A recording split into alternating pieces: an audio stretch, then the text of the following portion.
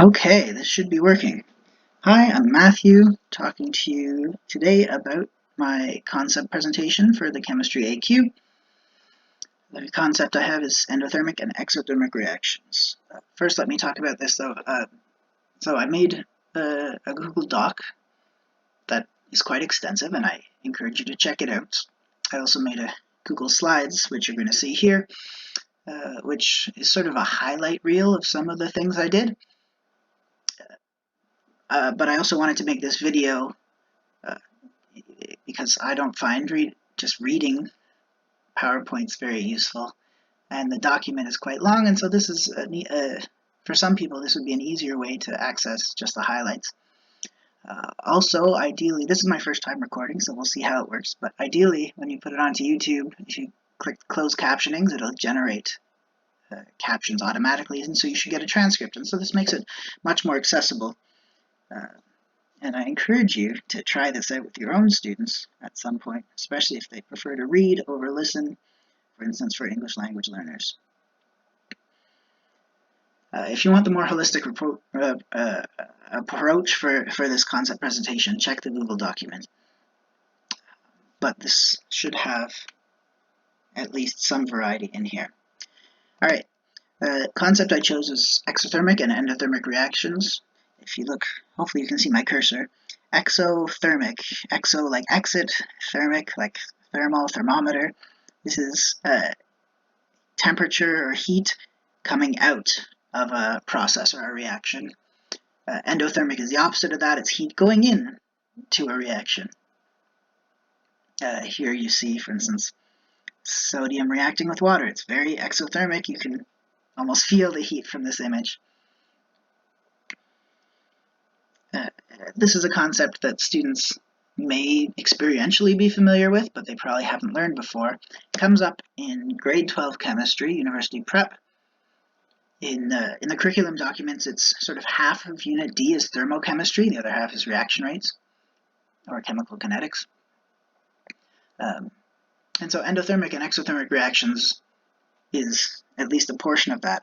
Originally, I was inspired by the idea of something akin to biology. You'd have a dissection in your chemistry lab, but it would be a dissection of a hot pack, which are cheap. I looked it up online. It's like $1.50 for a hot pack. So, you give your students a scalpel and they open it up, and either a hot pack or a cold pack, and they see what's inside, and it depends on what you've got. Some of them are iron filings that oxidize, so that only when they're open to the air will they start to warm up.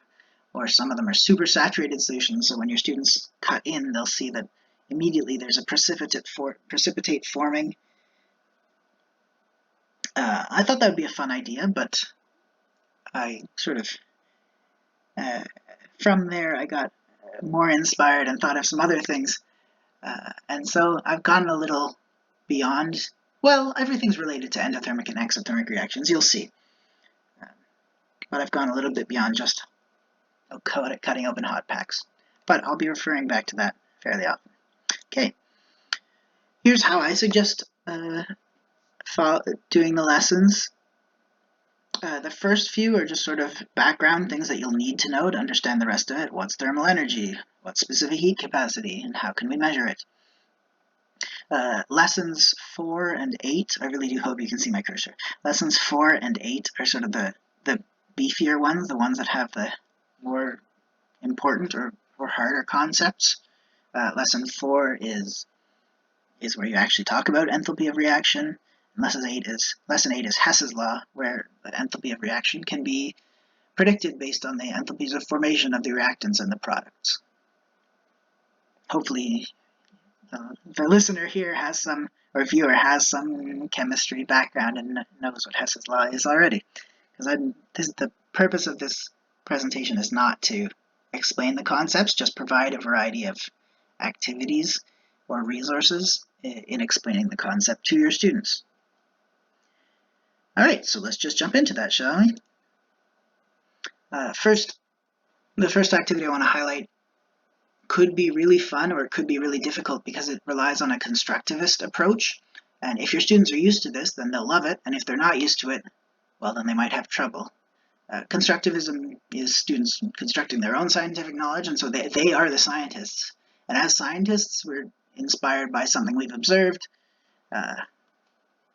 and you come up with some hypotheses, and when you have hypotheses, you think of some experiments that could test these. Each hypothesis for each experiment would have a prediction, and then if you perform the experiment and the outcome does not match the prediction, you can reject that hypothesis. If it does match the prediction, then that hypothesis is still plausible.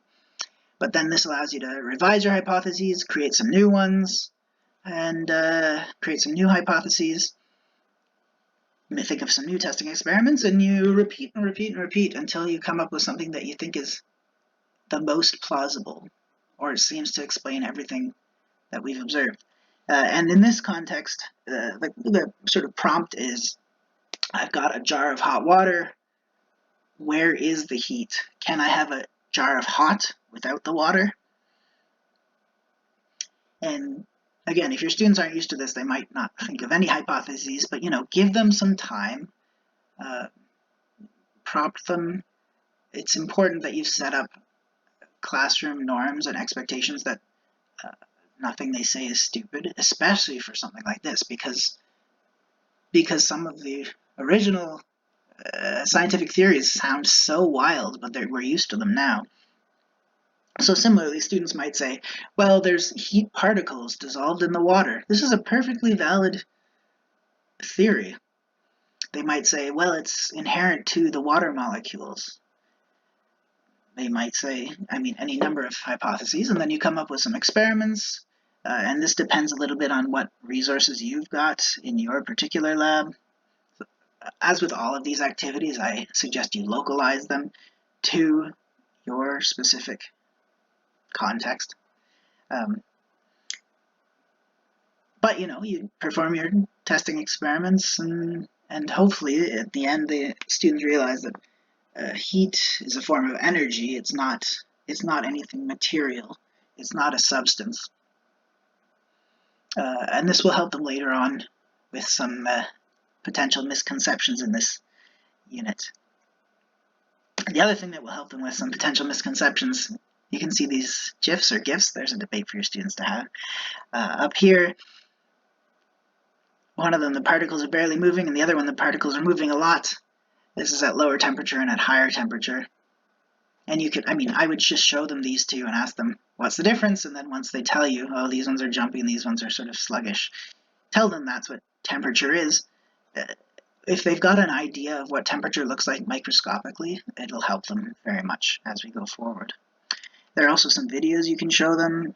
For instance, here's water at low temperature. It's ice. And look, it's rotating just for visuals, but each individual molecule is barely moving. Now at higher temperature, they start to move more and more. You can see some of the ones up here. Look at it. It's vibrating, it's rotating, it's translating. There's a lot more motion, and that's what temperature means on a microscopic level. Videos like these are nice. In my main document, I've attached a video of a protein denaturing at high temperature. I wouldn't use those words, but you can tell the students the protein, it can only react with a reactant if that part of the protein that's folded up is accessible. And then when you see it opens up at higher temperature, suddenly it's accessible, and they get the idea that thermal energy might be required for reactions to occur. And that's exactly what an endothermic reaction is. And from there, it's not that hard to understand that you could also have exothermic reactions, reactions that generate thermal energy. If you're following Nelson, the previous unit was quantum chemistry, and they were looking at energy levels of molecular bonds. And so when bonds are broken, then energy is released, and then new bonds are formed. Energy is taken up in those bonds, and if the energy released and the energy used is not the same, it also follows very naturally then that there are that endothermic and exothermic reactions exist. So that's a good tie-in from the previous unit. hopefully that they have a good sense of. Another tool to play with the microscopic nature of matter is the PhET simulation. I want to show you here. Oh, I've opened it already twice now. Where here you've got water, and I can add some more. It's a fun thing for students to play with.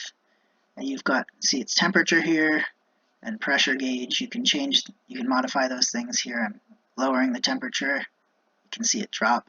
And look, they move a lot less. Or if I raise the temperature, they're vibrating a lot more. This is the microscopic nature. And you can use this, for instance, to talk about what thermal energy is, what open and closed systems are.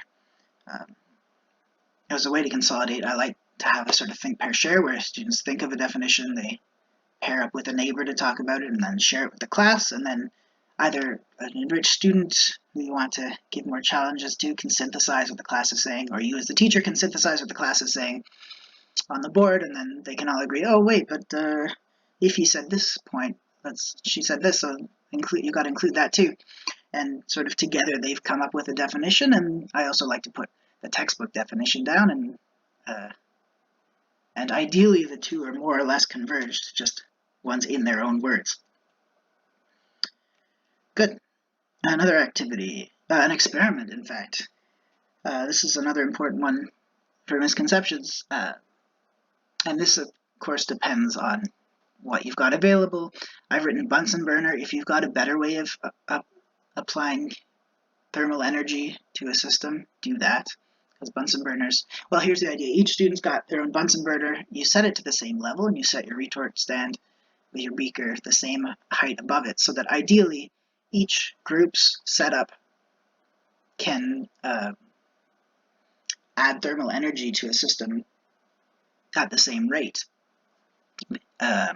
Because you put some water in there, and as you apply thermal energy, Q, the temperature is going to change. So I suggest groups of at least 3 for this. One student's on your stopwatch saying 10 seconds, 20 seconds, 30 seconds. One student's reading the thermometer that's in your beaker of water above your Bunsen burner, saying, oh, we're at 26 degrees, we're at 28 degrees, we're at 29 degrees. And one student's recording the temperatures down. Hopefully they've already set up, for instance, a Google Sheet that has the times that they're planning on measuring at. Or if you want, you can, in fact, the independent variable that, it's not independent per se, but you want to plot time versus temperature, and you should get a nice linear relationship, the slope of which can be collected if you've got a shared Google Sheet for the whole class. The trick here is you've given each group of students a different mass of water, or you've told them to get a different mass of water, or a different volume if you'd like, because it's all at the same temperature initially, and they can convert between volume and mass, hopefully by now. But the trick here is then you plot these slopes against the different math, and you'll find that there's a linear relationship between the slope and the mass, and therefore this Q over delta T is proportional to the mass. A second experiment then, each group gets an amount of cooking oil equal to the mass of water they had, and they do the same experiment, they get a new slope. They find that even though the mass is the same, we've controlled for mass, that you still get a different slope, and therefore there must be some other factor that's specific to that substance, which is exactly the specific heat capacity. So they have concluded that that Q over delta T depends on mass and heat capacity. You get Q equals mc delta T, which is exactly the equation that's in the textbook. They can't actually have measured the specific heat capacity, because at least with a Bunsen burner you don't know how much thermal energy, Q, you're putting into the system, but but you can still conclude that this is the equation that you would have. And I like the communal nature of it. Then they can write a report if one group's data didn't work for some reason. You've got everybody's data on this shared document, and with their permission, you can share it. Let me point out, though, that before you do your experiment, make sure you've given them written instructions. I would say write it on the board also, and mock, visually go through it, not actually go through it, but do like a mock trial of where you say, I'm going to do this, and then I'm going to do that. For any of your English language learners or anybody with some attention problems, this is a good way of sort of giving them repeated information. And also consider how you make your groups so that each group will have somebody who's mindful of safety. If you've got groups of 4, it might be great to have a safety officer or a coordinator or something. Okay, some other activities. This is a very different one, but also a fun one. Students are often motivated by medicine and by sports. And both of those use hot packs and cold packs. I very easily found a number of basically fitness blogs talking about making your own hot pack or cold pack. I've linked those in my Google Doc. You can find some there, or you can easily find your own. And the idea for this activity is students want to read scientific stuff, and they're going to read the internet, and so this is a merger of the two. But they have to do it critically. And so the idea is they read a blog that has that tells them how to make a hot pack, and they evaluate whether the steps are sufficient to make it reliably, whether the design seems reasonable, whether there are safety precautions, like sufficient safety warnings on the website, and also who's the audience, who's, all the critical literacy things. And then they write a brief reflection piece on this. I think it's a fun way to get students actually looking up useful stuff on the internet, getting used to searching things on the internet. If they're having trouble finding blogs, you can have a list in your back pocket, but I encourage you to ask them to find their own. All right. This website lists some common misconceptions you might find, and it has some assessment tools that can address these misconceptions, so that's quite nice. I wrote this as a whole lesson in my suggested lesson sequence. Not every lesson is going to be a full day, and this could even be done in between lessons as homework. You could easily make a sort of self-assessment quiz saying, true or false, heat is a substance. Or you could ask them, is heat a substance or is it energy? And then after they've done that, for everyone they got wrong, you can point them to an assessment that addresses it. To engage your more artistic students, you can ask them to design a symbol that could represent enthalpy of reaction, and then either it's sort of a reactant or a product, whether it's endothermic or exothermic, reminding students that, of course, thermal energy is not a chemical, it's something else, but it might still be fun as a way. You can say IUPAC is looking for a symbol to represent this. And so each student could design a symbol. I would do this like a gallery walk where they put them all up and look around and sort of vote on a few of their favorites. And then the real test, if this is indeed IUPAC is looking for this, is you bring the gallery back down, and then you get each student to try and recreate, everybody try and draw Melvin's design. Everybody try and draw Hyanna's design. And if they can indeed reproduce them, then great. That means it was simple enough and clear enough. If they're having trouble remembering, then even though we liked Hyanna's better, maybe Melvin's is the more reproducible one, and we all choose that as the winner. Okay, a few more. This is one that I quite like the idea of, because again, it's students constructing their own knowledge. Hess's law, which is the idea that enthalpy of reaction can be figured out based on enthalpies of formation of the reactants and the products, and you take the difference. Hess's law actually is fairly easy to discover on your own if you're given all of the enthalpies. So give the students, so pick 2 to 4 reactions, simple reactions that they would have some familiarity with, and then also give their formation reactions for the reactants and the products, and in a table, and sort of scramble this all up. I mean, so that each reaction still has its associated enthalpy, but you don't just write reaction, reactants, products. Scramble it a little bit, and then they can sort of figure out which reactants and products go with which reaction, and then hopefully they figure out, hey, the numbers are sort of starting to match up, and they will discover Hess's law for themselves.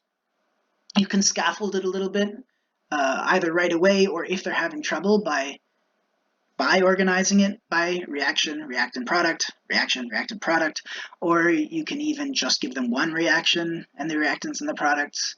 You can give them first a reaction that has coefficients of all 1, a double displacement or something, and then you can give them, well, a simple double displacement, or you can, and then you give them one that most of the coefficients are 1, but some of them are 2, and see if their law that they developed still holds true, and so on and so forth.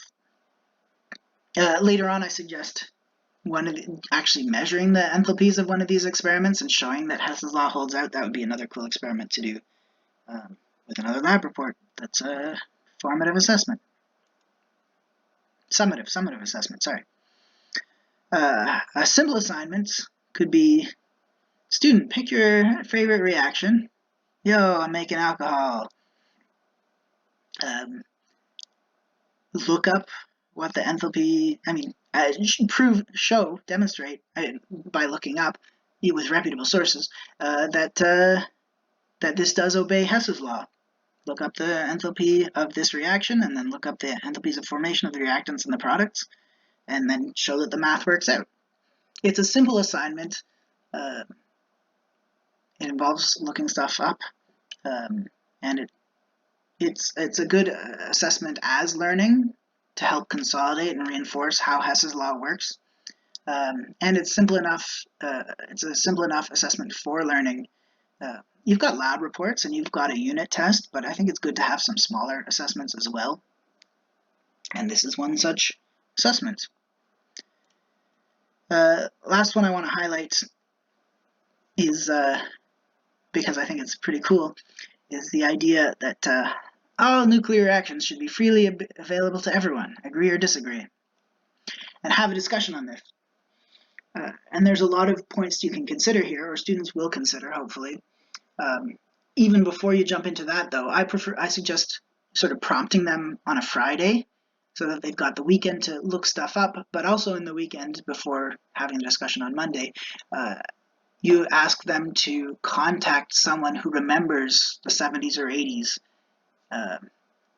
when nuclear stuff was much more highlighted. I mean, it's relevant these days. There was the Fukushima meltdown a few years ago that caused, Germany, for instance, shut down all of their nuclear reactors after that. Recently, the HBO series Chernobyl is big, but people from the 80s might remember Chernobyl, or they might remember Duck and Cover, and probably it's these students' grandparents, and so this is a chance for them to access their elders who have very specific knowledge, and it can help the students form their opinions. And then you have a U-shaped discussion starting, I would use a talking stick, start at the bend of the U, where people are sort of neutrally aligned, but this forces them to say something before, without saying it in reaction to others. And then you sort of pass it back and forth along the U to more and more extreme positions, so that people can say their own thing or can respond to what others say. And then after you've made it to the end of the U, you bounce it back and forth again down back to the bend. And so people will say, oh, well, nuclear reactors are great. I've got, in my main document, I pointed out that 1 kilogram of gasoline is 10 to the 4 kilojoules. 1 kilogram of uranium gives you 10 to the 11 kilojoules. That's 10 million times more efficient. Nuclear energy is great. But people say, well, what about nuclear meltdowns? What about storing nuclear waste? Well, what about the inefficiency of, or the inconsistency of solar energy? Or what about the greenhouse gases from burning coal and gas? What about, should we give our nuclear secrets to North Korea? What if they build a bomb? The students, I think, can have a lot to discuss about this. And you zigzag back down, I would say, from the extremes back down to the bend again, which gives a chance for the people who are more neutral to either voice a stronger stance now, or if you've got an enriched student, this is a chance for them to try and sum up the main points of the argument and maybe come up with some conclusion or some point that everyone can agree with. If you've got English language learners, don't force them to speak too much, but this gives them a chance. They can write notes for themselves too if they just want to read, or if they want to speak extemporaneously, they can. Okay, I just want to talk about a couple other things. I've got a variety of resources beyond what I highlighted. So that you've got different assessments of learning. Honestly, most assessments you do are assessments as learning. Most give students a chance to learn as they're doing it, because it forces them to reinforce the knowledge or the understanding. And a lot of them sort of serve as a self-assessment. Diagnostics, I really recommend every class should be a chance for you to diagnose. Even though you're not getting a product necessarily in every class, you're often talking to your students and you're always observing your students. And so every class, every period is a chance to diagnose. Also in observations and in conversations, it's a good chance to figure out what your students are interested in so you can differentiate for interest. As I said, hot packs and cold packs are useful in medical and sports fields, both of which are often popular among students. The resources I've provided touch on a bunch of different learning styles, and so learner profile is pretty good there. For readiness, if students have some misconceptions, well, there was that website that addresses misconceptions, and if students have other sort of gaps in their knowledge, the YouTube videos or Socrative or the textbook that I've linked are chances for students to read or watch up on these concepts and fill that in. Other things, First Nation, Métis, and Inuit. So there's a bunch of First Peoples principles of learning, and the last one is that some knowledge is sacred and only shared with permission or in certain situations. And I think this dovetails beautifully with the idea of the nuclear reaction conversation. If you're spiritual like me, you might think that these reactions are sacred. I mean, Carl Sagan says we are star stuff. We're the dust from the nuclear reactors that are stars. And I mean, whether we should be giving permission of nuclear reactions to everyone is a debate that the students are having. I've also got some like a field trip looking at urban heat in your locale, which is very experiential and very local, giving you a sense of place. I'm quite pleased, let me say, with how I addressed some of these points. And now, last but not least, and man, this is almost half an hour. Here are some experiments, mostly for heat packs. Here are some videos. Also, Socrative is quite solid in covering thermochemistry. Some teaching tools. Here's your U-bend. A good assessment as learning is doing a Freyer model. Well, they'll write a concept here, calorimeter, define a calorimeter, its characteristics, examples of calorimeters, and bad examples, or things that are not calorimeters. Or same with thermal energy, what is and what isn't thermal energy. and then some other things, the simulation, misconceptions, and First Nations. Thank you very much. Goodbye.